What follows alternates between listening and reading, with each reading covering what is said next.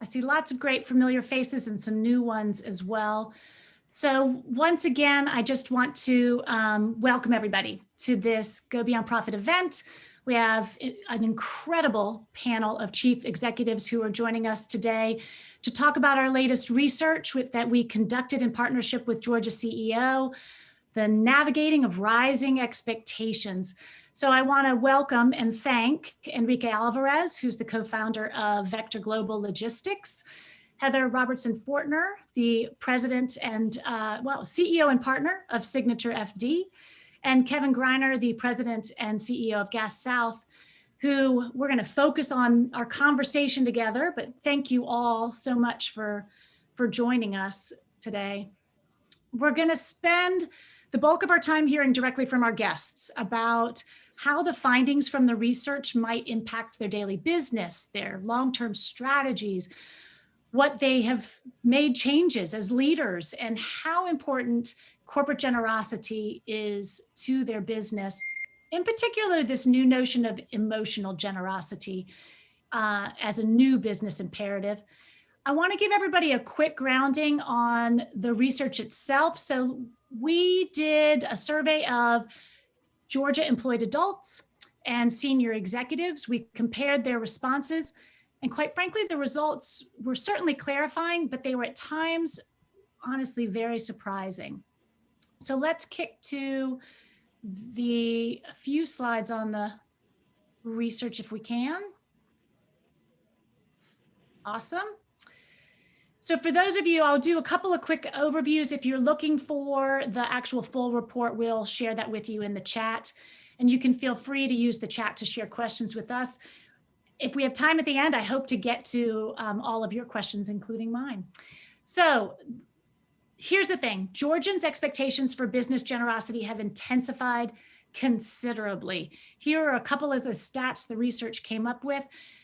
Basically, Georgians are asking for authentic generosity that includes a combination of those charitable efforts, but it includes treating people well, speaking up, and solving real problems. And they want their chief executives to publicly embody their company's corporate character. The expectations appear to be shared.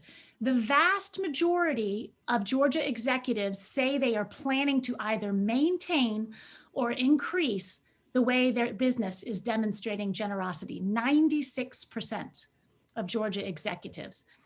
And this appears to be incredibly smart business because Georgians say that they are increasingly rewarding businesses when they perceive that they are generous. So you'll see this year over year data, which shows a big jump from 2020 to 2021, that they prefer employers who are generous. They prefer to buy from companies that they perceive as generous, and they're willing to pay more. The other side of this is they also told us they've already acted when they perceive that a company is not generous. So 41% of employees say they've already either avoided a company for employment, they've quit a job, or quite frankly, they're staying, but they're unhappy. And 73% of consumers have stopped buying products or tried to influence others to stop buying. So the data suggests that across the board, employed adults and executives all feel this heightened expectation for business's role in society. And now we're going to get to the good stuff of talking to those in that chief executive seat to find out what this means for them. So a little background on our guests. Enrique Alvarez, again, co-founder of Vector Global Logistics.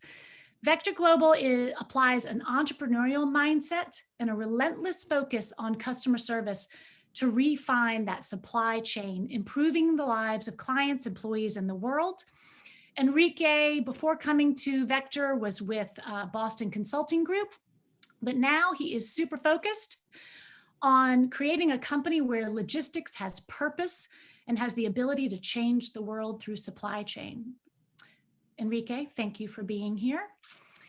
We also have Kevin Greiner, president and CEO of Gas South. So you may have heard some big news in Kevin's life when Gas South recently made an acquisition of Infinite Energy, which represents a tripling of revenues to 1 billion and a near doubling of employees to around 400, making Gas South the largest retail natural gas provider in the Southeast. But as president and CEO, Kevin maintains his focus on making Gas South a place where people want to be. And he believes that starts with genuine care for employees and a passionate commitment to strengthening communities. Kevin, glad to have you here. And we will say also Gas South and Kevin's leadership, they won the award of champion from Go Beyond Profit, the very first one. Thanks, Megan. Glad to be here. Yeah, we also have Heather Robertson Fortner, partner and CEO of SignatureFD. So Signature has an approach to wealth management that helps clients accumulate more than money. Instead, they help their clients find a path to net worthwhile. And Heather previously served as Chief Operating Officer, Chief Compliance Officer, President. So basically, she has held the strategic oversight of every aspect of SignatureFD. And today as CEO, she's leaning in on her passion for listening, leading with empathy, building talented teams, and delivering inspiring client experiences. So Heather, thank you for joining us. All right, now to the conversation that I've been looking forward to forever. Please do, again, use the chat when you want to ask questions, and we'll circle back to that. But first question, heightened expectations. The data says 83% of Georgians thinks it's important for businesses in their lives to demonstrate generosity. They expect more this year over last. 90% of executives say this is a positive opportunity. And 96% of executives say they plan to maintain or increase. Whew. Enrique, let's kick it to you first. Do these numbers surprise you? Is this exciting, or what do you think? It's very, very exciting. And before I kind of dive into the answer, I just wanted to thank you and the team and everyone at Go Beyond Profit. Congratulations to Kevin on that acquisition, and Heather. It's just a pleasure being here. Humbled to be part of this panel, and thanks again. I think what you do is very, very important as well, and it's a very important part of the conversation today. So thanks. Absolutely. Now to the question, I am not surprised. I actually think that in general, generosity is a very kind of tricky proposition, right? Because from one hand, if you were out and asked people, so everyone would think that we need more of it. Everyone would think that it's a good thing. Everyone would agree with that. But at the same time, when you actually have to put that to the test, right? When you actually see generosity at work, when it comes to like making decisions at the corporate level, or when it comes to really treating employees fairly, or when it comes to like really having to fight, I think that's when like the priority of generosity and maybe purpose as well starts falling down the ranks. And so it's not a surprise. I think it's a huge opportunity, and I think companies should consider doing more. And I think that us, me included as a consumer, should demand that companies that we buy from actually follow certain guidelines, they follow certain values, they follow certain principles that have to do in particular with being generous and generosity. But I think it's a test. I think the numbers somewhat are skewed because if we were all like really in agreement when it comes to generosity, I think we'll probably live in a much better world. Mm-hmm. I completely agree, Enrique, and I appreciate you saying that. And I think the real excitement around the opportunity is that people are using their power, their purchasing power, to hold companies accountable. And I think that is an amazing way for a grassroots effort to start to really change community exponentially, because so many of us can do small things, but if you want to make exponential change and you want to make generational change, and you really want to help begin to lift communities, full communities, out of cycles of hurt or poverty or whatever it may be, it's going to require a coordinated effort among those of us in the community. And if we feel the accountability to the community itself, and the people are actually using their influence to hold us accountable as corporations and as leaders, to drive our companies in that regard. I believe that that is where seismic change happens. Yeah, thanks, Heather. Megan, what I would add is, I've always seen personally free enterprise and businesses as agents for positive change. I think most folks on this call feel that way too, being here, and therefore, really being this force for good. And, that's the way that we've tried to orient ourselves at Gas South through specific commitments that we've made. Things like a $17 minimum wage. As you know, we have a pledge to give back 5% of our profits to organizations helping children in need. And we recently made another goal of investing $50 million in solar energy by the end of 2023 to ensure that we continue to get some experience as a company with renewable energy, but also to make that positive societal contribution too. So I think this expectation for businesses doing good is a very promising trend for society. I think it does create opportunities for companies like ours at Gas South that are oriented towards these directions already. So I'm encouraged about this overall movement towards more conscious capitalism, if you will. One of the things that I think is interesting, I do have some concerns that some companies end up free riding the wave by talking about generosity without doing very much. And so consumers are always saying, well, we really expect companies to be generous and to do good. But I would hope that consumers also inspect what they expect, just like we do in business, and not just take a company's word for it. So anybody can say that they give back, but there's a big difference between giving back, say 5% of your profits and 0.5%. Right. So unless consumers are discerning, company can end up getting credit for being a good corporate citizen without doing very much. And that's where I think what you guys do is so important, to go beyond profit by lifting up the organizations and actually doing the due diligence yourself to say who's really making a difference out there, and lift up those substantive commitments to help separate, and also really shine a light on things where companies are really leaning in to doing good and not just talking about it in commercials or communications. I think Well, to Kevin's yeah, sorry, Megan. No, go. No, just to Kevin's point, I think that it's just there's company out there that are walking the walk, right? And like his and Gas South, but it's not only about being generous activities and trying to expand the generous activities. I think that's still pretty limited. I think if you really want change to happen, as Heather also mentioned it, is they can be activities, right? I mean, they have to be the main thing, and they have to somewhat be involved in the corporate strategy of the organizations. And if I may actually push back on our audience as well, this generous activities shouldn't be limited to corporations or organizations. Everyone should be just waking up every day thinking, well, I might increase my generous activities for the day. And I don't see that yet. So I think everyone wants that, but I think we have to realize at some point that if we really, really want that, then there's a lot of work and effort that kind of goes to accomplish it. And I think that's where we're stuck a little bit. And that's what I would like to see. And that's why I think, to Heather's point, that this is such an exciting time, because the younger generations in particular, not necessarily exclusively, but in particular, they are actually starting to make decisions and buying decisions based on that. And that is exciting to see. I love this start to our conversation, and the idea that, the workplace can be the beginning of practicing generosity as individuals and corporately, right? That you then carry that out in the way that you live your individual lives. Kevin, to your point about making it more than words, to bringing it into how you operate.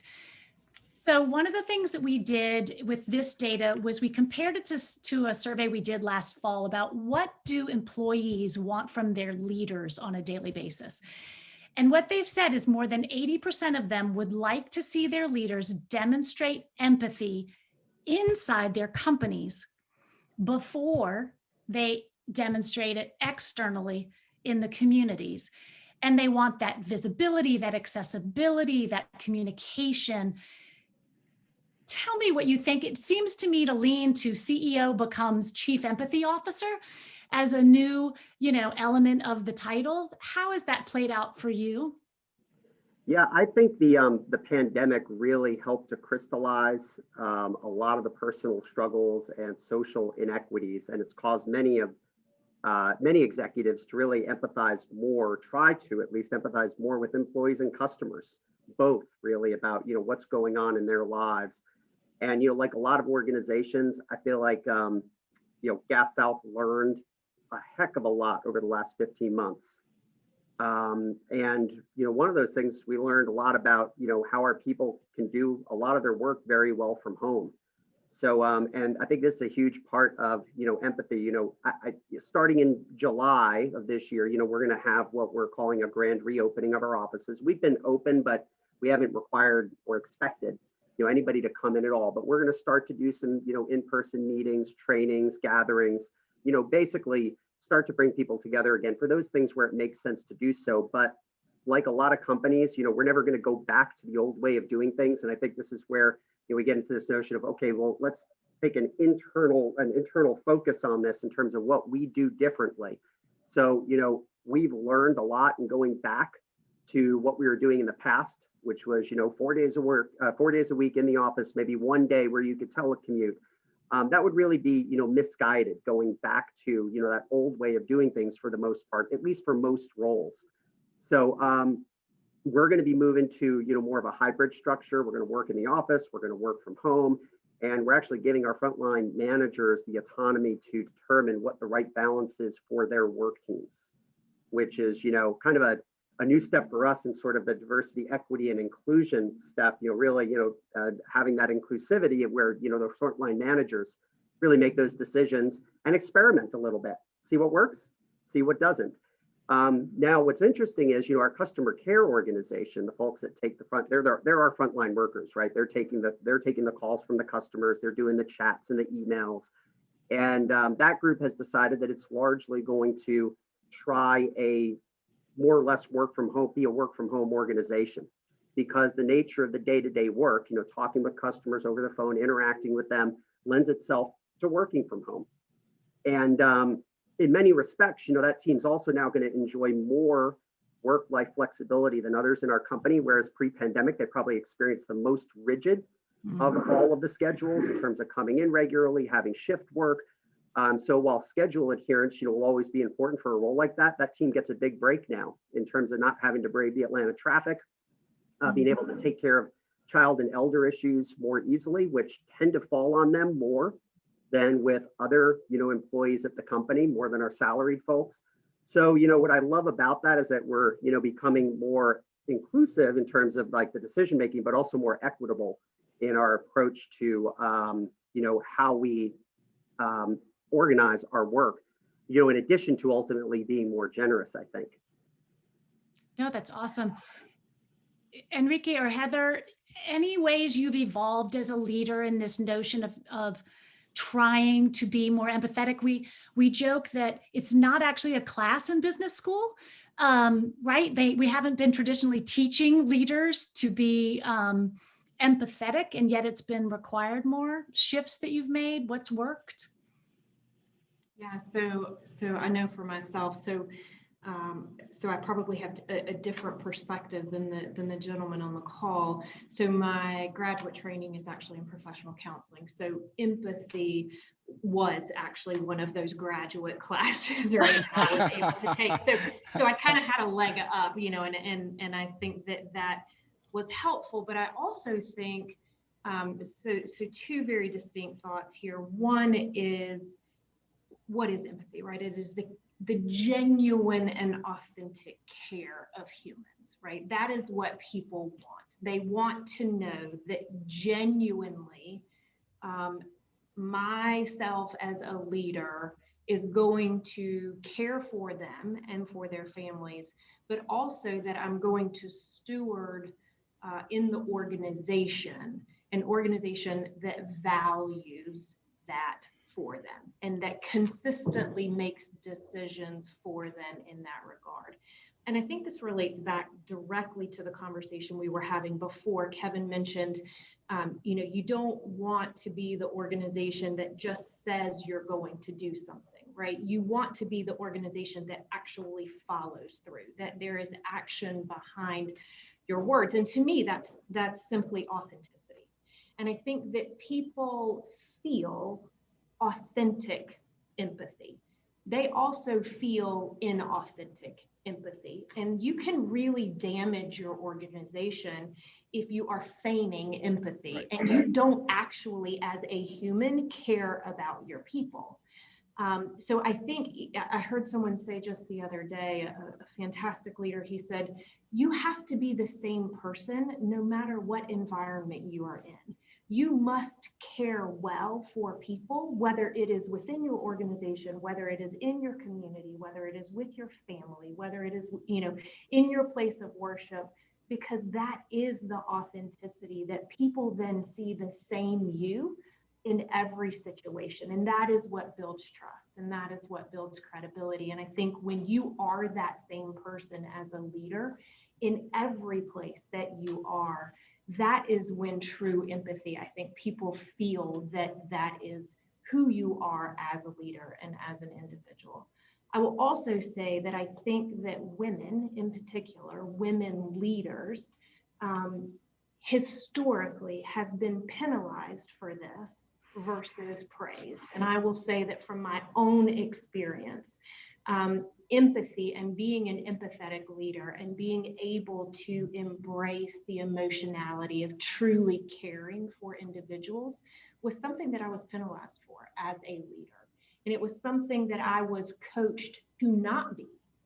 So I am enormously elated that as we roll into this new period and this new phase where there is a true understanding that a genuine care for humans makes better leaders, and it makes better organizations, and it makes better communities. And we are all, whether we are male or whether we are female, as leaders, given the freedom and the encouragement and the support to lean into that care, I think that is an amazing opportunity for male, female leaders and organizations overall. Yeah, I totally agree with your points. And I think that at the end of the day, it's very simple and straightforward. If people don't care about other people, and if people don't care about their employees, not because they're your employees, but because they're individuals, there's no way you can create or develop a good, well-functioning team. And that's just the bottom line, right? If you want a team, as Heather was saying, you need to actually get to know people, and they have to trust in each other, and they have to actually be willing to go and work together for a common goal. And of course, if there's no true care or just the notion of caring for each other, then you can't really build upon that, and there's really nothing you can do. And you can very easily tell if someone actually cares about you and it's been empathic, or if they're just faking it. It's probably, you can feel it, you can see it, you can sense it. And so I think for us, at least here at Vector, one thing that we're doing is just trying to give time back to people, getting to know each other well, and then just making sure that we're consistent with our culture and with our values. And to be honest, we simply don't believe in work-life balance. We're not trying to accomplish work-life balance. We don't believe in work-life balance. We feel that just life is all it matters. Work is just a very small subsegment of life. And so we're okay with that, and we acknowledge it. And we're, at the end of the day, as long as we're getting to the results that we agree that we're going to get, and as long as we're all together in that and we're care for each other, then the most important thing to do is just live life, right? And enjoy life. And you have family and sports and health and traveling and reading a book and having a good meal. So I feel like that's kind of very interesting as well. And I agree with both Heather and Kevin in their views about how quickly this is changing. And I agree with Kevin in particular about the pandemic really highlighting this even more. So I think the pandemic was challenging and heartbreaking, and we all lost a lot of things, but I think this is something that we can probably consider a positive outcome as companies and individuals kind of just wake up to the notion that, hey, we only have one life. And by the way, it's fairly short. So we can either just go to work for 8 hours in a company that we don't even care about and then just try to waste our time, or we can try to do something better than that. And I think that's going to be fun. No, I think it has a lot of possibility. You get to actually be leaders and human. Imagine, since you weren't allowed to do that before.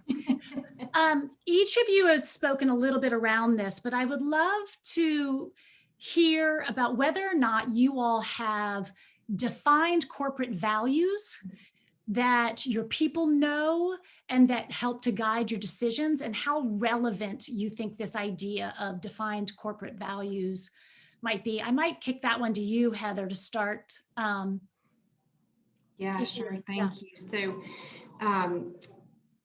So I think about our firm, and I think about partnership in total, and I kind of relate everything in my life either back to marriage or parenting, because those are the two hardest things I've ever done. So when I think about marriage, and I think about, when my husband and I decided to get married, we knew that we were going to disagree about things, and we knew that there were going to be times that we were just going to be different people and have different opinions and different beliefs, but there had to be this grounding, right? There had to be this common place that we could come back to, that we agreed on, that even if we disagreed, we knew that the core was stable, and we knew that we stood on stable ground because those core beliefs were the same.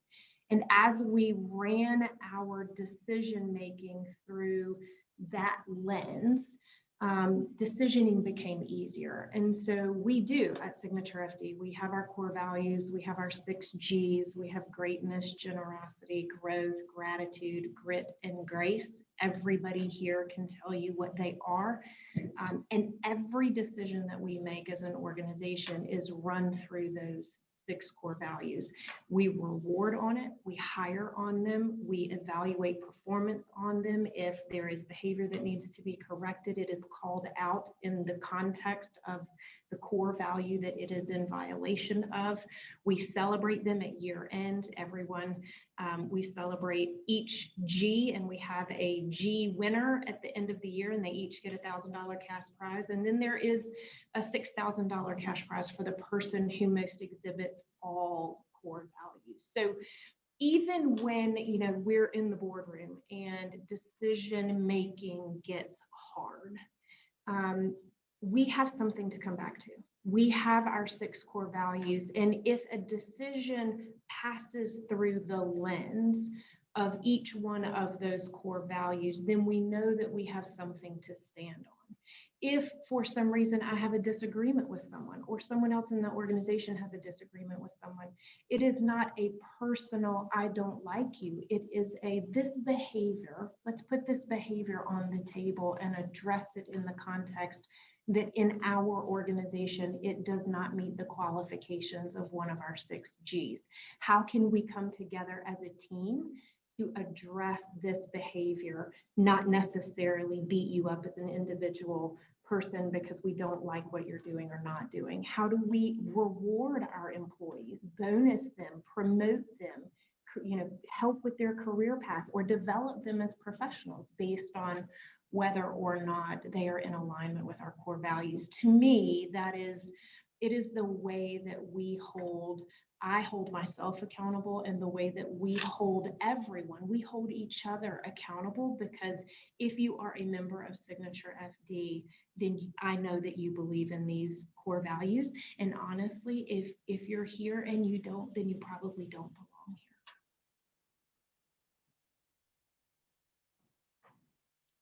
Gentlemen? Kevin, do you want to go first? Sure. Yeah, I'd be happy to. So we started all, Megan, with our purpose. So we begin with the purpose of being a fuel for good. And for us, what that means is caring for our customers and our employees and elevating our industry and communities. So we kind of see those 4 key constituencies for us of, employees, customers, industry, and community, all being very important. It's hard to strike the right balance sometimes. I'll give you a very, specific example. Now that we've acquired Infinite Energy, we had somewhat different hours as far as operations go, and they were not open on Saturdays. And we are, from a customer care standpoint in terms of, receiving calls from customers. And so you could say, well, caring for employees might deem that to be, you should be closed on a Saturday, but caring for customers means, you know what? maybe you should be open. So having those trade-offs, I think, is really important. And, that ends up being, I think, part of your value system as well. And, similarly, when it comes to, being a fuel for good, and sometimes people say, well, being a fuel for good, is that really about, being profitable, making a lot of money, the go beyond profit thing, right? Right. But it starts with profit. Right. And Yeah. Start there. yeah. And, the notion that we give back, 5% of our profits to children in need, and we have a bonus pool, which is very transparently geared off of how much money the company makes, means that everybody kind of sees, being profitable as very important for doing good for our employees as well as our community. So, and then to kind of get to the value statements, that's our purpose of being a fuel for good. The values we call the Gas South Way. And like Heather, we put all of our decisions through this, and they're very simple. It's put people first, do what's right, and strive to win. And, we're going to put any decision that we're making at the company level through both that, fuel for good paradigm, and then also those values, and ensure that, we're staying true to both our purpose and the Gas South Way of going about doing our business. So, and for us, Megan, at Vector, we believe that a few caring people can and will change the world. So kind of like our values are lined up with that mentality and the passion that we have to make a positive impact in the world. And so our values are very straightforward. There's 3 of them. And it's basically logistics with purpose, which aims at really using and leveraging logistics to make a positive impact in the world, which basically what it means to us is we all do logistics, but that's not why we do it. We all know that why we're doing it is because we want to create a positive impact and just generate a better outcome for people and create that positive impact in the world.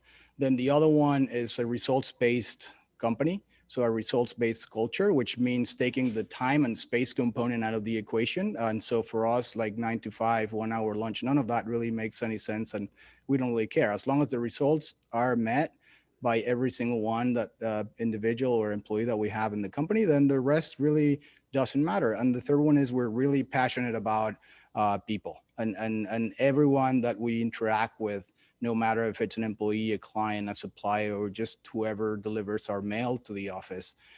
We really try to build long-term relationships with them, and we're trying to make that just part of our values. And yes, to kind of echo Heather and Kevin's point, I think the values and the mission are incredibly important for a company's strategy and success. And so if people have a company and then they kind of rework into what the mission should be and then they try to apply it, I mean, it works too, but I think that if you're entrepreneurs out there that are listening to this and they're trying to start something, I would say that the easiest thing to do is to really start with why. Why are you doing it? And it has to be a much bigger why than just profits. For me, and slightly different take on Kevin, I think profits come at the end. So if you do everything right, then the profits is just the outcome. So I'm not actively managing for profits. I'm actually managing for way many other things. And then if we do a good job as a team and me as a CEO, then the profits will be there at the end of the day. So we're not too worried about profits. We kind of believe that if we stick to our values and culture and strategy, the profits will come. I love it. Lots of good perspectives, and I value so much that you all represent really different industries, and that helps, I think, for those that have attended to hear those different points of view. To put it into super practical, values in action. So 91% of Georgians have said they expect their CEO to share a public point of view when it comes to issues. This has been a bit of a moment for Georgia. This has come into play here at home. And certainly, so 89% of CEOs say they actually expect of themselves to express a point of view. Certainly, none of this means that companies should always speak up. It's a tricky decision.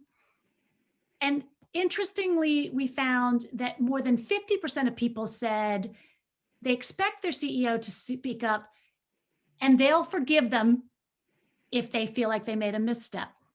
So the calculus is tough. Wondered if any of you would be willing to weigh in on that calculus, not necessarily a particular issue, but how do you make a decision on when to say something publicly or when not to say something?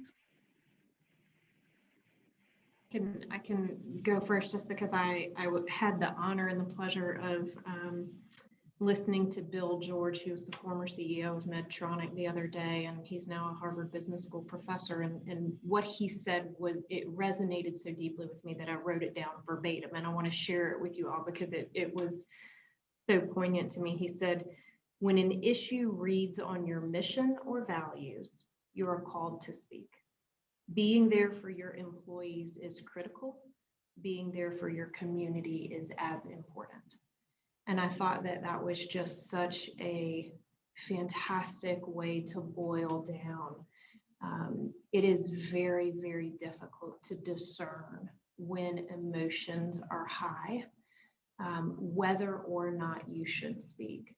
And I think from experience this past year as a new CEO, in the middle of the pandemic, in the middle of very, very high race relation tensions, I was distraught. I mean, I was grieved as a human, but I felt very ill prepared as a brand new CEO to understand what to say. And I remember the conversations. There were two things that I felt like I had at my disposal that I was so incredibly blessed to have. One was that I had, about a year before, created a reverse mentoring relationship with our African American director of marketing. And there were things that I just didn't understand. And she was gracious and kind and willing and able to sit down and have honest conversations with me about what it felt like and where she saw issues. And I could ask honest questions and get honest answers in a safe place. And that was invaluable. And I would encourage that if you do not have those types of relationships, the fact that I had that relationship at my disposal, and that we had worked a year in advance, not knowing that anything was going to happen, but just that it was something that I knew I was lacking and wanted to learn.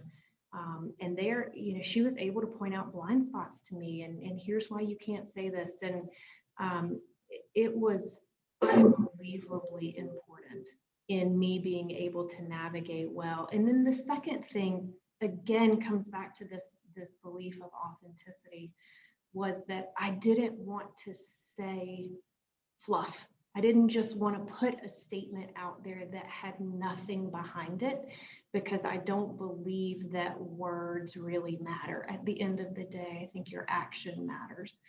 And so I know we waited longer to say something because I was determined that whatever we said, we were going to be able to execute against. And that was incredibly important for me as a leader coming in, understanding that what I said mattered, but that my action behind it mattered more.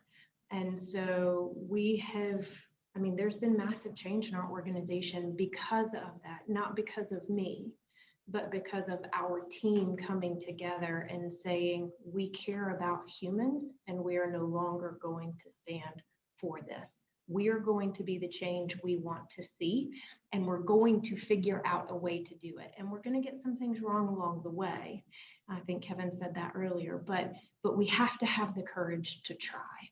And so in our organization, having that courage, but being empowered by the community to have, to your point, Megan, the data showing like 51% will give you some grace, which is one of our core values, right? So leaning into that grace and understanding that your team and your community, if you are trying to do good, they will extend grace to you, and you can try different things and potentially have great success that way.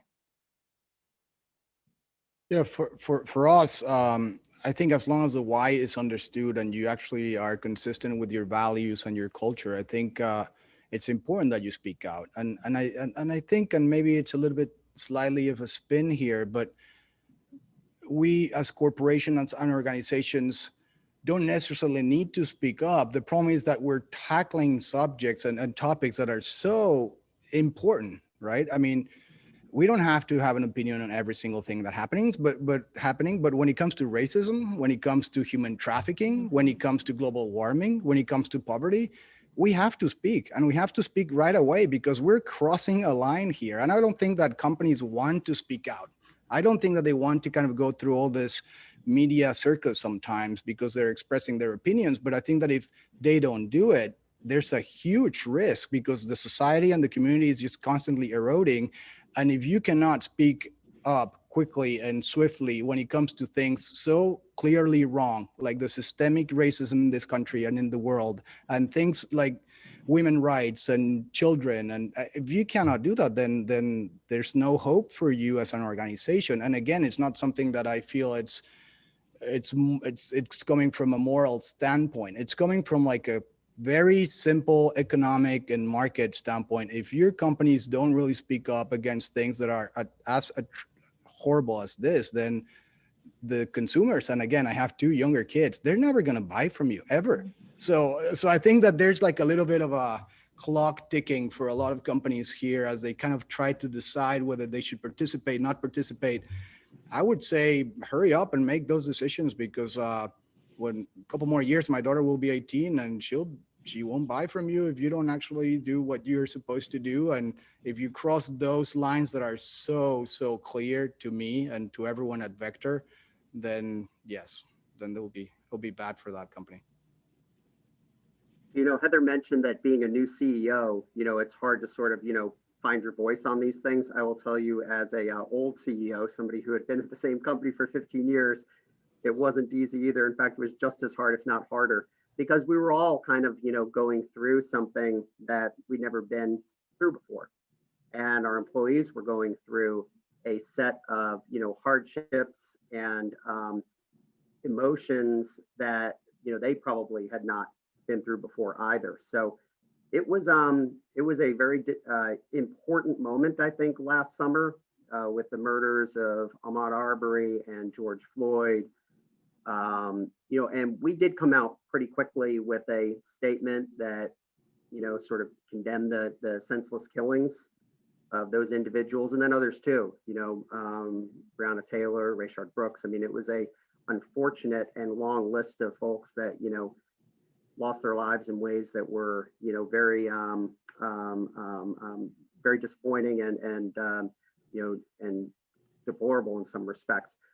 What we did is, we do, and I think Enrique kind of is on this point. I think you want to, really stand for certain things. For us, it was human rights, it was dignity, it was respect, it was equity, and against some other things like, systemic racism and intolerance and bigotry. And that's basically, that was how we felt comfortable, coming out and letting our employees know, how we felt at Gas South, how I felt personally, and then announce, some things that we were going to do to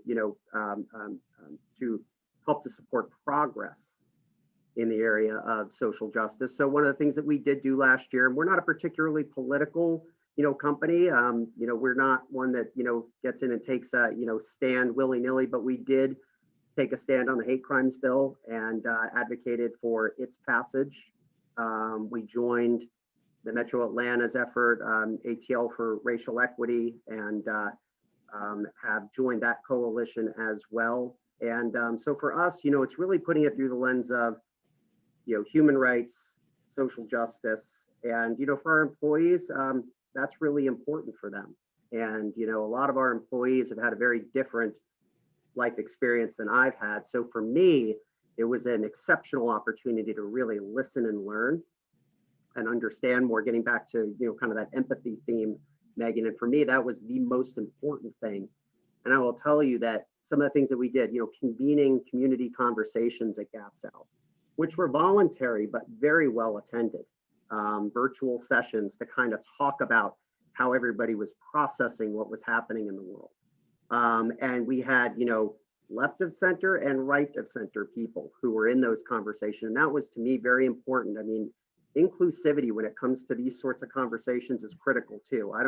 We talk a lot about DEI, but for me, inclusivity means inclusive of a wide range of political viewpoints and experiences, and not, positioning your company to say, well, this is the group of employees that we stand with for these political reasons, or these are the ones we don't. We need to have a big tent as a company and have really good dialogue. Dialogue meaning really two-way conversation, not us talking at employees, but employees talking with each other. And that's where we tried to stay with these issues. I don't think that we, certainly got it right 100% of the time. I'm sure that some folks felt like we overdid it one direction or the other. And we got that feedback from some employees. This is uncomfortable and I don't like it. And, and a lot of times it was people that thought we were doing too much or too little, which, did make me feel like, well, if that's the case, maybe we're getting it about right. I don't know. Or at least, we're not, going off the reservation as far as, how we interact together. And I think it was important that we all get a little uncomfortable with each other, because we came through things, I think, a much stronger company with a much higher level of engagement, much higher level of mutual respect and admiration for each other. Well, I would love to keep this conversation going on for a whole nother hour, but I did promise you all that we would be at 45 minutes, and we have hit that. So I wanted to close with actually a question that came in from the chat. And that is this either or? Is generosity a sacrifice to profit? Is it profitability is a sacrifice to generosity? Is it an either or? Or potentially, to what Enrique alluded to, is it inextricably intertwined to creating that sustained business?